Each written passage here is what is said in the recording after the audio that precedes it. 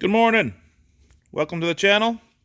Today, we're going to make a cylinder plug to pull sleeves on the Case 800.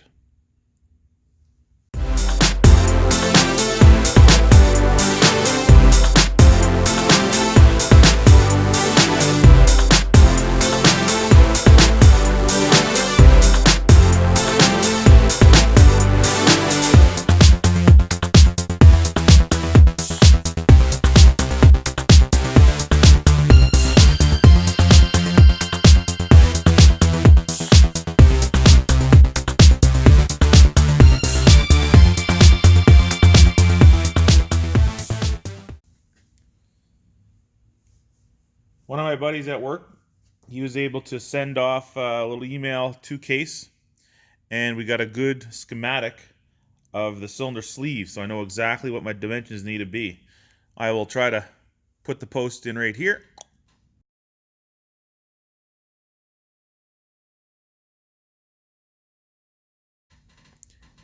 And if you pause that, then you're able to see the bottom of that cylinder sleeve and the dimensions of it. So we're going to go for 4.5 inches, a little hair over. We're going to mark it out, use the cutting torch roughly, get the center point, and we'll go from there.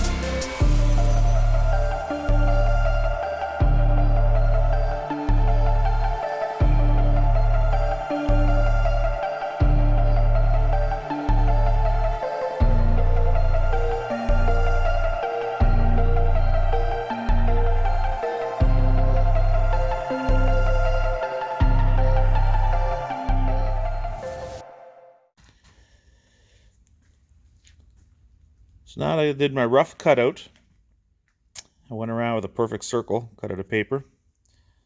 And now that's how much I got to take off to bring it down to exactly 4.5 inches.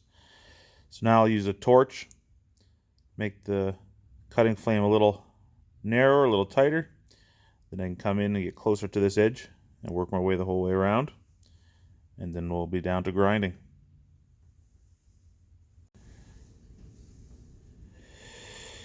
So there we go. Went around with it with the white marker. Ooh, just a little bit. So you can see when I was cutting with the cutting torch, a little tiny little bit left behind. Not too much. Just a little edge there. That's what we're going to take care of with the grinder and the drill press. So I'm going to put one center point here, one hole, just enough to get a, I don't know, get a 3/8 bolt through it.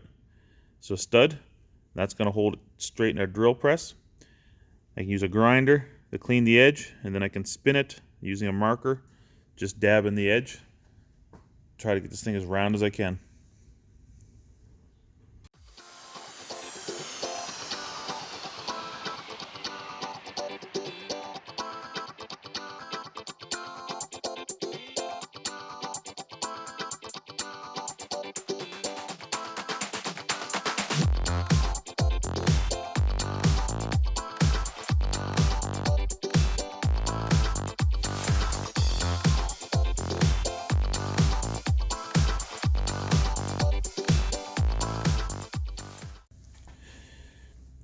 Here's our finished product. So this is what's going to go into the chuck of the drill, and I'll spin this. The drill press doesn't run real fast, but then I can use a marker to touch the edge to get the high spots, and then I use a mini grinder and I'll take it out, grind it down, work it down as close as I can to this. And then when it's finally finished, I'll put it in the drill press here, get it spinning, make a rest for my grinder, and just touch it until I can basically lathe it down perfectly smooth and perfectly round.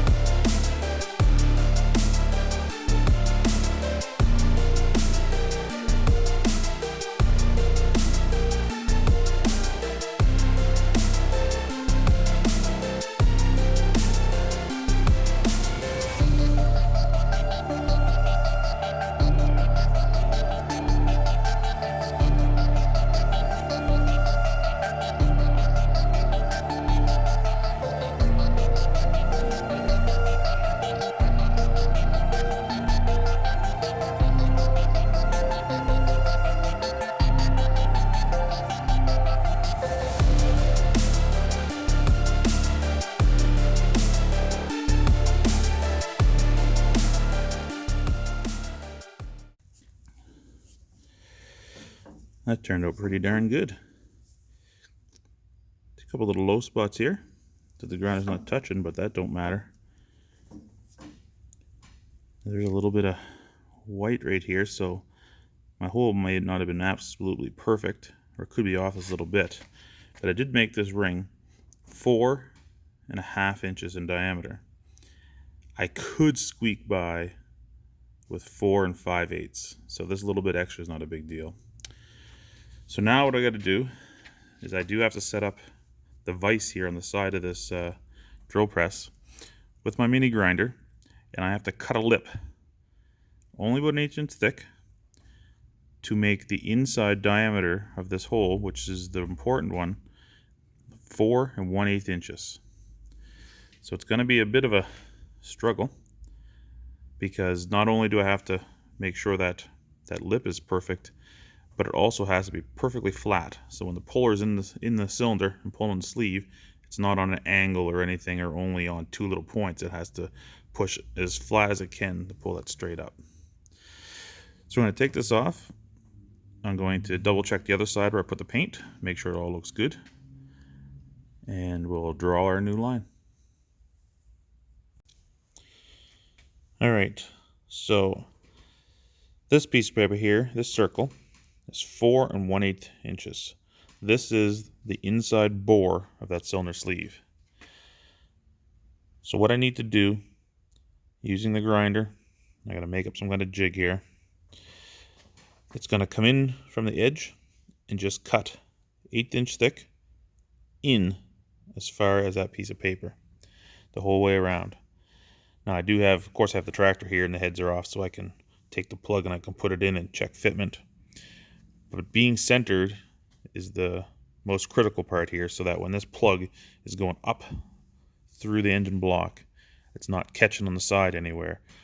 Because if the sleeve is stiff coming out, I'm not going to know that this is dragging up the side, damaging, where the seals sit or anything else. So we're going to get this centered, get our white paint to make our ring, and set up a jig. So this is what we have. So here's our disc. It's actually 3/32,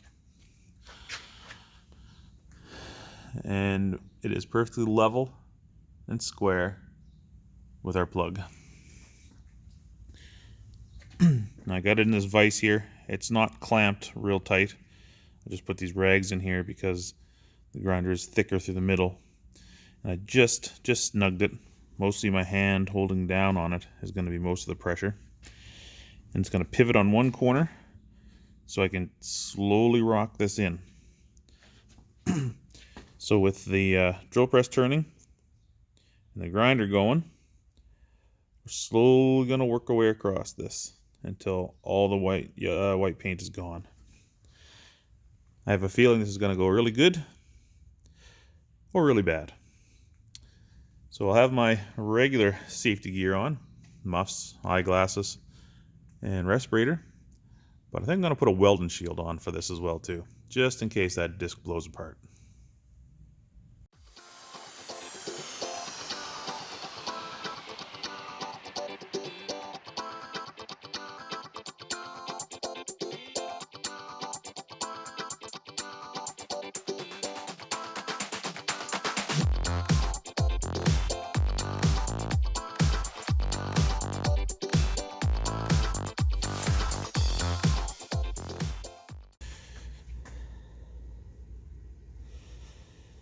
There we go. Not perfect. The grinder wanted to always ride up over the edge, pop over the edge. So I guess you call it the kerf, right in between the two layers here. It's got a little bit of a round edge to it. I don't know how that's going to fit in the cylinder, but we made it to our line. So we're going to go do a test fit here in the top of the cylinder, see what happens. All right.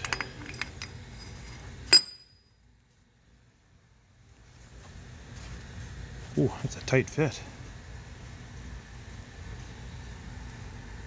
But just, sorry for the shaky hands here. Mini grinder. I don't know what it does to my joints, but it makes them shake after I use it. So the plug fits good. The problem is, like I mentioned, that little kerf that the cutted edge makes. It's got a little bit of a round edge to it. So I'm going to put this back in the drill press and get a hand file and see if I can get that nice square edge in there to square that off.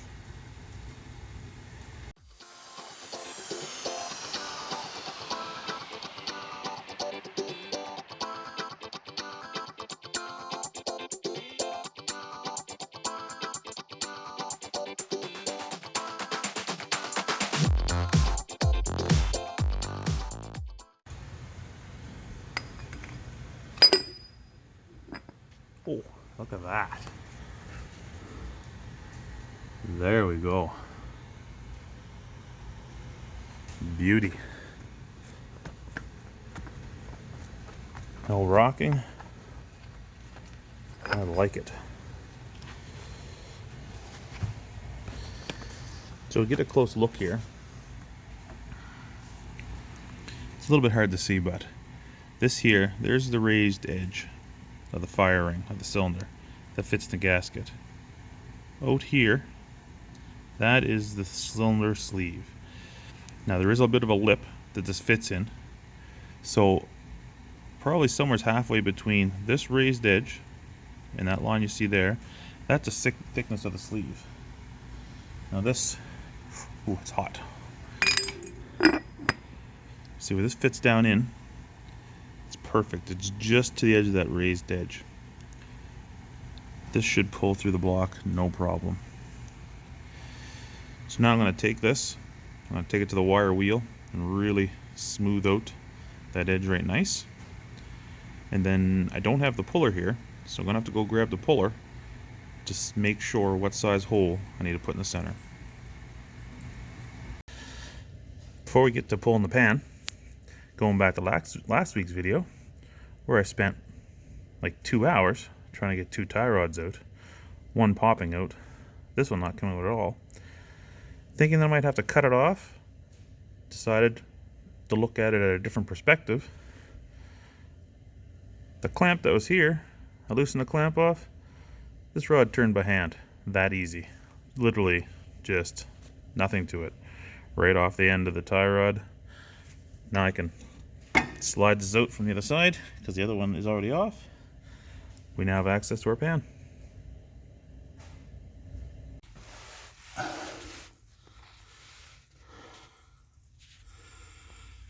Here we are. Just hope this video doesn't flip around because I'm bending my phone up. But we dropped the oil pan. There we are looking at the crank and the connecting rod caps. Connecting rod caps are the ones that are on a 40-degree angle to the side. Whoever thought pulling an oil pan would be a trip. Man, what a thing to get off. It has some kind of adapter plate that is also part of the rear transmission housing seal. And it has to come off before the oil pan come off. And a seal that's glued this way here and across the top. It's a hell of a thing to pry off. But we're under here. There's the oil sump there. She's not plugged. Got a couple little bits of sealant in there, but no big chunks of steel, which is good. If you're wondering, that's your dipstick. That's how your dipstick works here. Comes down inside. And way up in there, I don't know if you can see it or not, but right there, that is the bottom of the cylinder liner. This piston's at the very top, so it's out of the way. That is where we got to get to. So now what we're going to do is the 2 middle cylinders that are down, we'll clean up the top of the cylinder so there's no ridge on it of the carbon.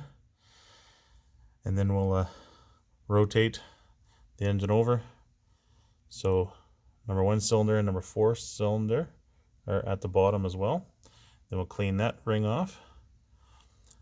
Then we'll disconnect the caps on the connector rods and we'll push the pistons up to the top. Now looking into the bottom of the oil pan, there's definitely some sludge. There's no doubt about that. But I am so happy there's not chunks of steel in there. Makes me believe that this engine is salvageable.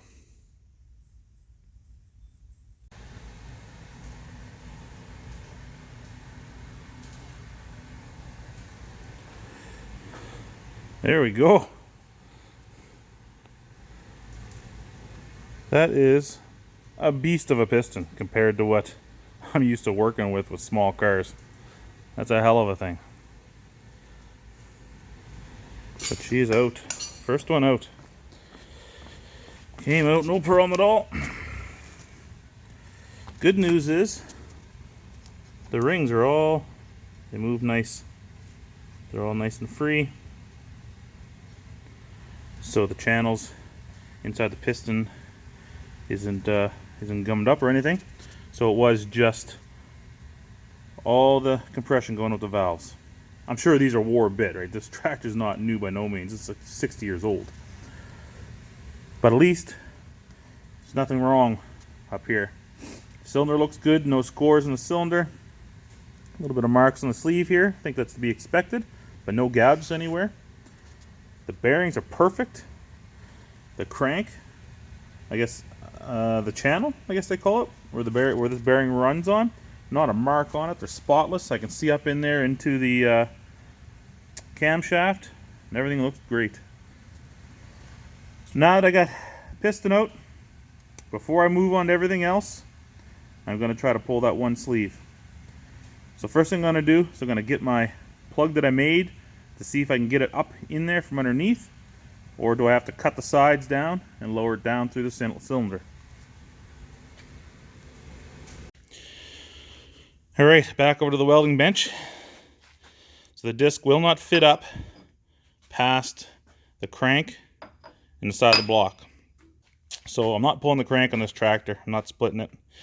So all I got to do is I just have to square these off. So I'm going to cut, ½ inch off each side. Just chop it right off on both sides. Then clean it up. And then it should pass right through. Well, there's what we're at now. And it does fit right past the crank and the engine block. I have to admit, a little bit of me died inside when I cut that edges off. I was so proud and so happy how round I got that thing. To cut it off, well, a little piece of my soul died today. But when I look online, there's a lot of them that are cut this way, and I'm assuming that's what it's for, to pass by the crank and the edge of the engine block so it can get up inside there and then roll over. So now we move on to the next problem.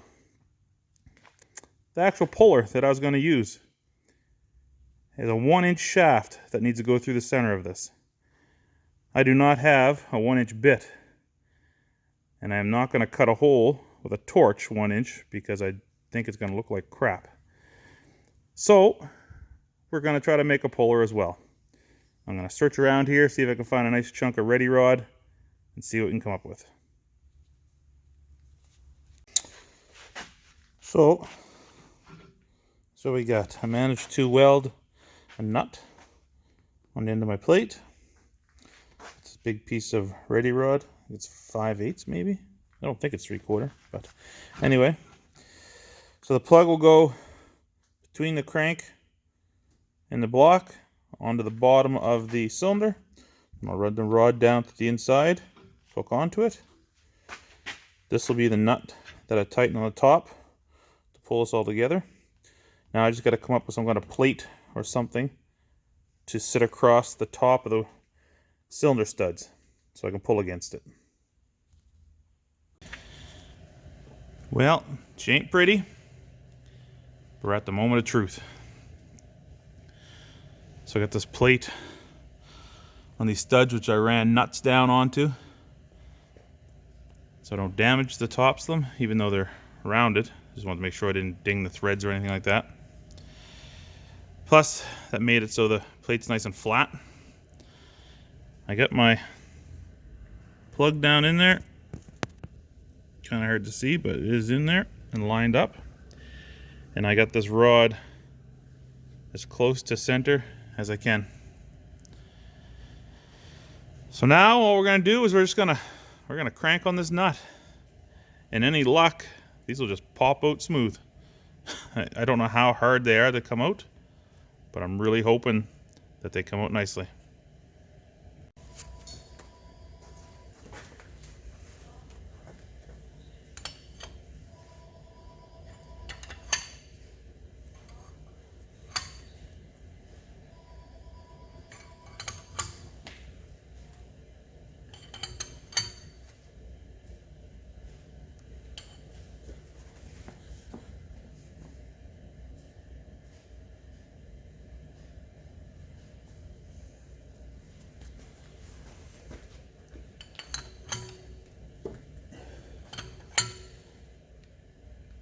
Oh,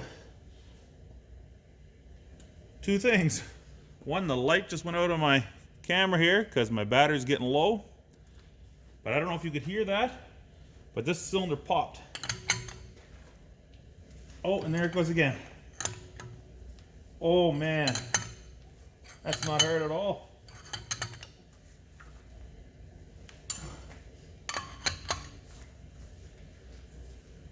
Here she comes.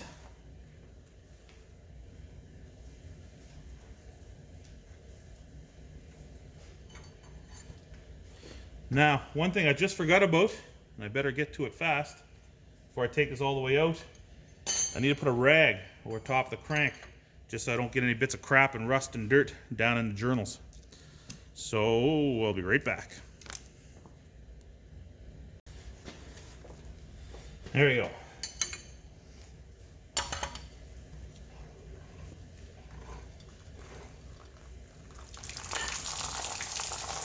Oh, and I forgot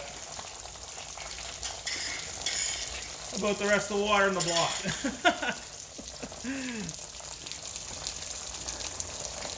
Yeah. Forget about that. Now that the cylinder's pulled up out of its seat, the sleeve, of course, and now I'm draining the bottom end of the block. Forgot all about it. Oh well, a little water won't hurt. I'll just make sure I flush that crank good and everything in there good before I put her back together. And there she is. Sorry, I got a flashlight going here. This is a dark shop. My battery's so low it won't let me turn the light on. But anyway, that came out slicker than anything. And there are the two seals, the upper and the lower seal here. Now because we got them out, I am going to replace those. But we look down in here, you can see it's actually quite clean inside. There's a bit of sludge. We'll do a radiator flush on her. But she come out nicely. And barely any pull at all. Oh, and look at that. There's the block heater right there. That's that funny little, where you at? Where's the finger? That rod right there. That's a block heater coming through. If you've never seen one. Anyway, I'm going to work at it here. Pull the other 3 cylinders. And throw a battery on charge. And we'll pick up when this is all taken apart.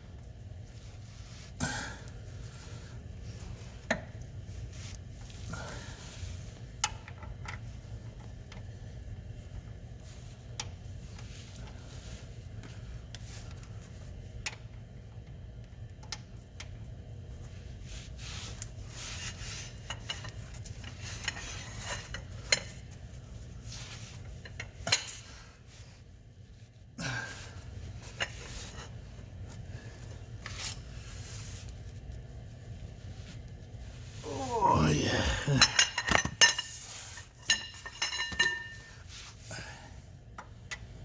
Man, these things are on tight.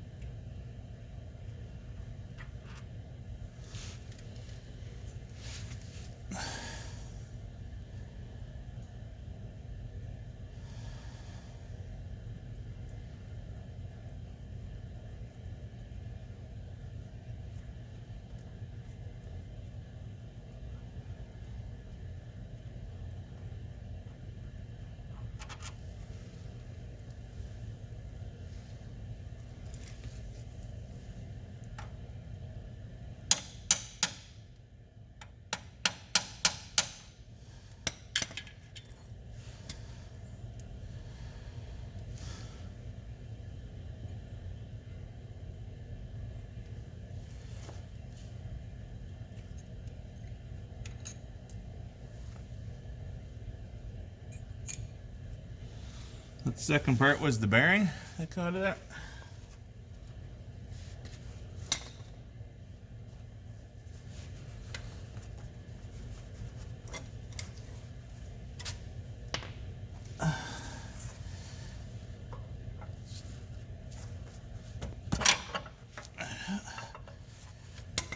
And here's the other half of the bearing.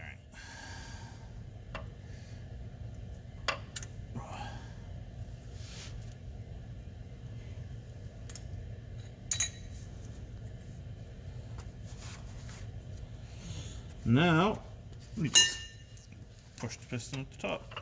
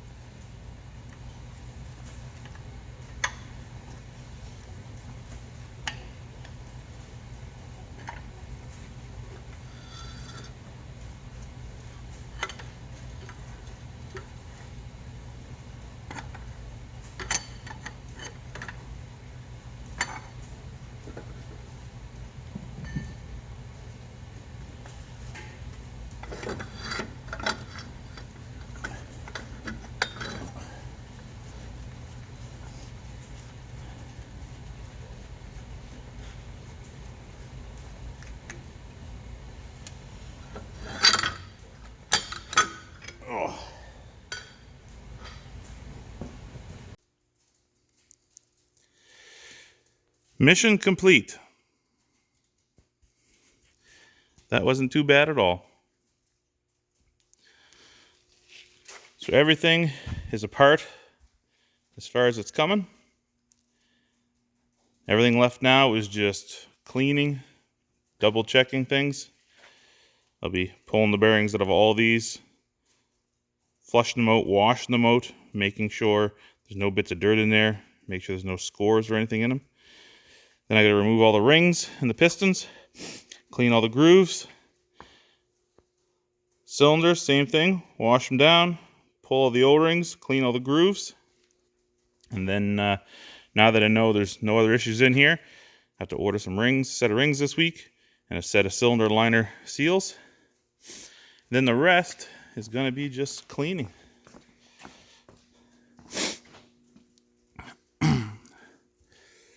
A little more sludge at the back, I guess, which is pretty normal from what I saw online. But that's what's left. Flush this out. Make sure the crank where the bearings sit, everything's clean. Get this top ring in here cleaned out where the cylinder sits. And then she'll be going back together. I probably won't video a whole lot of the assembly. Maybe just, putting one sleeve in and one cylinder in. But it'll probably be something quick that I jump through. Because I'm sure you guys are getting pretty bored of seeing this thing come apart and go together. And there's only so much free music on YouTube that actually, I wouldn't say sounds half decent, but I feel like I can use. So anyway, that concludes this week's video. Thanks for watching. See you next week.